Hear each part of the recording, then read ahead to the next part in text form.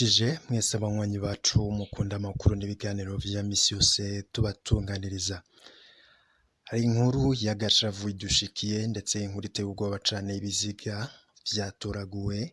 Ibiziga bikaba vyatoraguwe mu kiyaga ca Gweru, ahangaha rero bikaba biboneka yuko ibi biziga vyagandaguwe ndetse ibi biziga tukaza kuraba vyoba vyagandaguwe nande canke se ari ivyabande nkuko amakuru yo kwizera twatohoje abitwereka.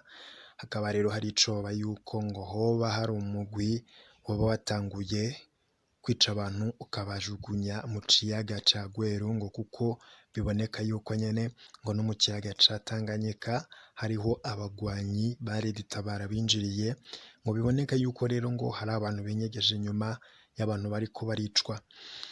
Izo ngizo ni impfunyapfunyo, hari nayo ngingo nyamukuru aya makuru yacu ari buze gushamikiraho, ariko nanone turafise ayandi makuru yuko ngo hari abanyeshure isinzi ngaha mu gihugu c'u Burundi bashobora gupfa. Sabo banyeshure bashobora kwicwa n'iki?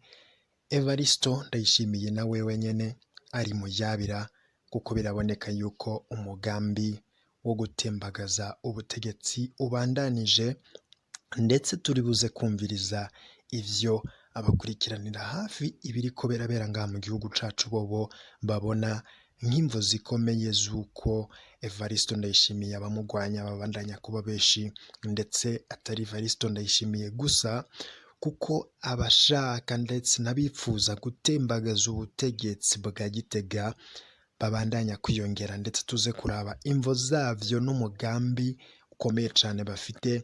Biboneka yuko rero ikibazo kirabana n'umutekano ngaha mu gihugu cacu kibandanyije kuba ndanse.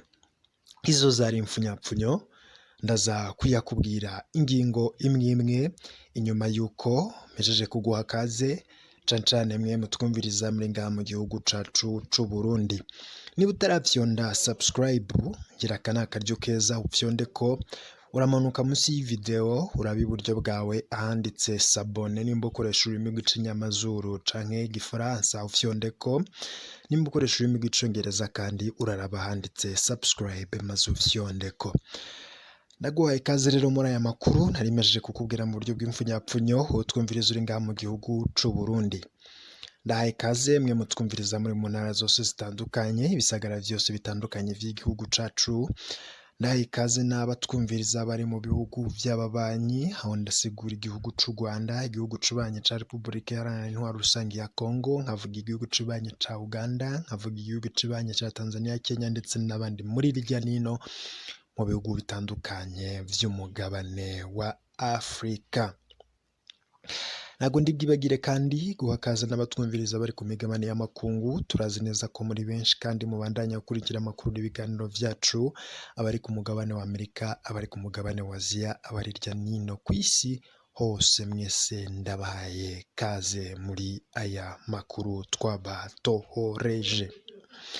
Aya makuru yacu reka tuyatangurire ku makuru arabana n'ibiziga vyatoraguwe. Ibi biziga vyatoraguwe biboneka yuko nyene vyagandaguwe, bikaboneka yuko rero muri rusangi bitanguye kuboneka yuko ibiziga bibandanya gutoragurwa, ndetse kandi ngo hari n'abandi bantu isinzwi bariko baricwa, ariko abariko barabica bakaba batariko baramenyekana muri rusangi. Amakuru avuye mu kiyaga ca Rweru arerekana neza yuko hari ibiziga bibiri vyatoraguwe. Ivyo biziga rero bikaba vyibonekeje kuri uyu wa kabiri igihe c'umuhingamo, nk'uko amatohoza n'abamenyesha amakuru bacu babitweretse ndetse babitohoje. Ibi biziga bikaba vyabonwe ndetse vyibonekeje mu kiyaga ca Gweru, ahangaha akaba ari mu gice ca zone Masaka iri muri komine ya Giteranyi ho mu ntara ya Muyinga. Amatohoza twakoze rero akatwereka yuko ngo amakuru twagiye dukora akatwereka neza yuko ivyo biziga vyatoraguwe, ndetse amakuru yacu akatwereka nuko ivyo biziga vyabonywe ubwa mbere n'abasirikare bakorera mu mazi igihe c'isaha y'icumi nk'uko twabitohoje. Abariko rero barakizura mu kiyaga ca Gweru, abo basirikare ngo nibo babonye ivyo biziga, ariko hakaba hakiriko hakorwa amatohoza kugira tumenye neza icoba cinyegeje inyuma y'ivyo biziga, kuko hatashoboye kumenyekana ivyo vyaje biva, niba vyavuye mu gihugu cibanyi c'u Rwanda canke se niba vyavuye mu gihugu c'u Burundi, kuko murazi neza yuko ku kiyaga ca Rweru ariho nyene hahana imbibe n'igihugu cibanyi c'u Rwanda. Ayo makuru kandi akaba atavuga ko ivyo biziga vyoba ari ivy'abagabo canke se ari ivy'abakenyezi, kuko vyari bikireremba mu mazi nk'uko amatohoza twakoze muri rusangi avyerekana. Naho mu yandi makuru ntakubwiye ku birabana n'umutekano ndetse n'ubutegetsi na politike, hari amakuru twaronse y'imvo zikomeye cane ndetse n'abasigura ivya politike bavuga icoba cinyegeje inyuma y'imigwi y'abagwanyi ndetse n'ibitero bimaze imisi bivugwa mu gihugu c'u Burundi, nabo baba bavyenyegeje inyuma n'imvo yavyo. Ayo makuru yose ntagutohoreje arerekana yuko imvo nyamukuru ziriko zituma abagwanyi, imihari yitwaje ibigwanisho ibandanya ngaha mu gihugu c'u Burundi, ngo biraboneka yuko abatavuga rumwe na leta batanguye guhwaga intwaro ndetse barambiwe intwaro ya CNDD-FDD, kuko bobo basigura yuko ngo vyanse yuko yubahiriza amasezerano y'Arusha. Ibi vyaratanguye kuboneka cane kuva mu mwaka w'ibihumbi 2015 ubwo nyakwigendera Petero Nkurunziza yiyamamarizaga ikiringo ca gatatu co kurongora igihugu c'u Burundi, aho rero hatanguye kuvuka indyane za politike, bamwe mu banyapolitike batavuga rumwe nawe ndetse batipfuza yuko ico kiringo yocijamwo, bamenyesheje yuko rero badashaka gukorana nawe, batangura guhuga igihugu c'u Burundi, bamwe barafungwa. Inyuma y'ivyo vyose rero vyarabonetse yuko hatanguye kubaho imihari igwanya ubutegetsi, vyose bikaba vyaravuye ku mvo z'uko hari abanyapolitike bakomeye baragiye birukanwa mu gihugu c'u Burundi, ndetse mu kuvanwa mu gihugu c'u Burundi bigatuma bajana uburakari ndetse n'agashavu gakomeye cane yo kwivuna ndetse no kugaruka mu gihugu c'u Burundi, bagahindura ivyo bo babona yuko bitariko birahinduka. Biraboneka yuko rero ngo abanyapolitike ndetse n'abasirikare bakomeye cane bahunze igihugu c'u Burundi bagiye bakora indi migambi ndetse bafise intumbero yuko igihe cose bazagaruka mu gihugu c'u Burundi, intego yabo canke se intumbero yabo ari ugutembagaza ubutegetsi bwa Gitega, cane cane ubutegetsi bwa CNDD-FDD. Ngo kuba rero hatarabayeho ukubahiriza amasezerano y'Arusha ashiraho gusaranganya ubutegetsi ndetse no kwemerera abatavuga rumwe n'ubutegetsi canke se abafise ivyiyumviro vyabo vya politike kutabaha ikibanza nabo nyene mu birabana n'imitegekere n'imiyoborere y'igihugu, biraboneka yuko ngo arizo mvo zikomeye cane zo kuba imigwi yitwaje ibigwanisho yabaye ndanse, ndetse biboneka yuko bibandanya, ndetse ngo intumbero yabo atayindi ngo kuko bariyemeje yuko ari ugupfa canke gukira, kuko ngo biboneka yuko atayindi nzira bizocamwo. Leta yaranse ibiganiro ku batavuga rumwe n'ubutegetsi, ngo abantu babandanya kugandagurwa, kunyuruzwa, abandi bakaburirwa irengero. Ivyo vyose ngo nivyo biriko bituma yuko babandi bahunze igihugu c'u Burundi ndetse bazi biriko biberamwo, babona yuko ata bundi buryo ndetse ata yindi nzira bizocamwo usivye gufata ibigwanisho bakaza gutembagaza ubutegetsi, cane cane yuko ngo babona yuko ngo atari intwaro ibereye abanyagihugu.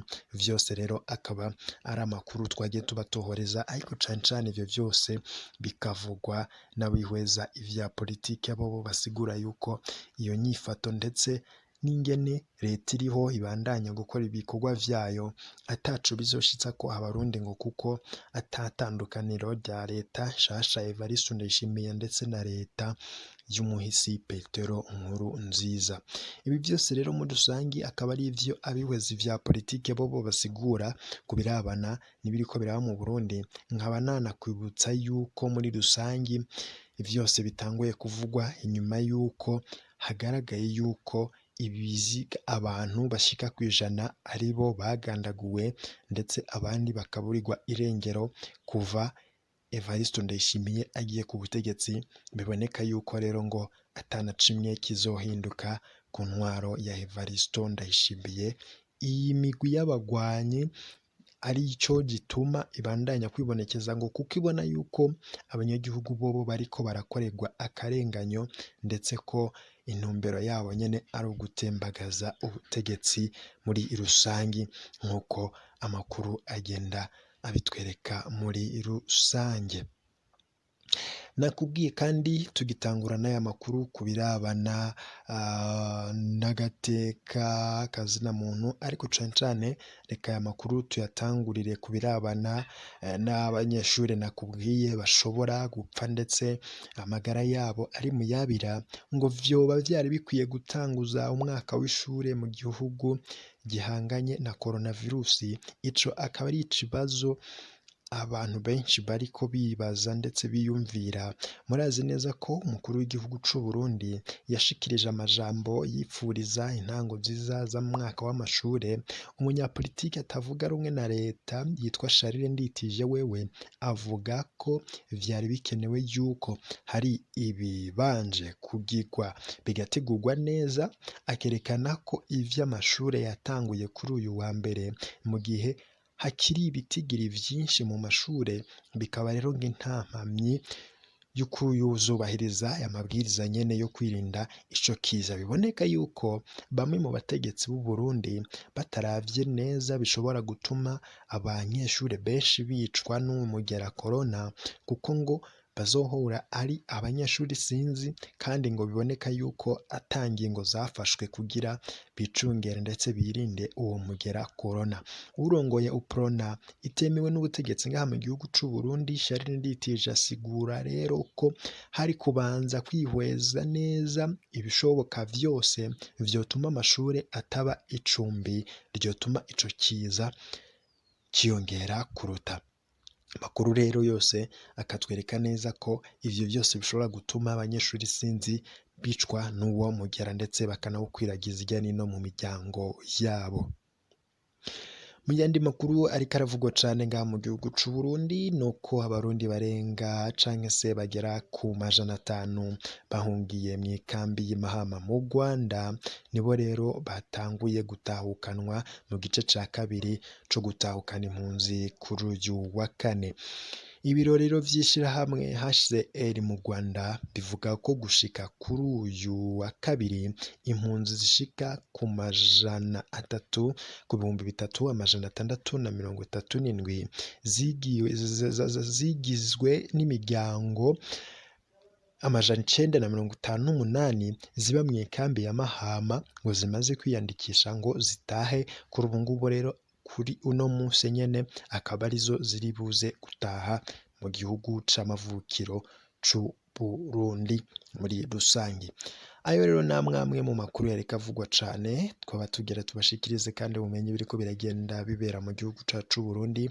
Nkaba nagusaba gufyonda subscribe kugira uraje uba mu bambere baronka amakuru n'ibiganiro tuba twabatunganirije vya misi yose. Ndabashimiye cane, mu kanya turabashitsako hayandi makuru.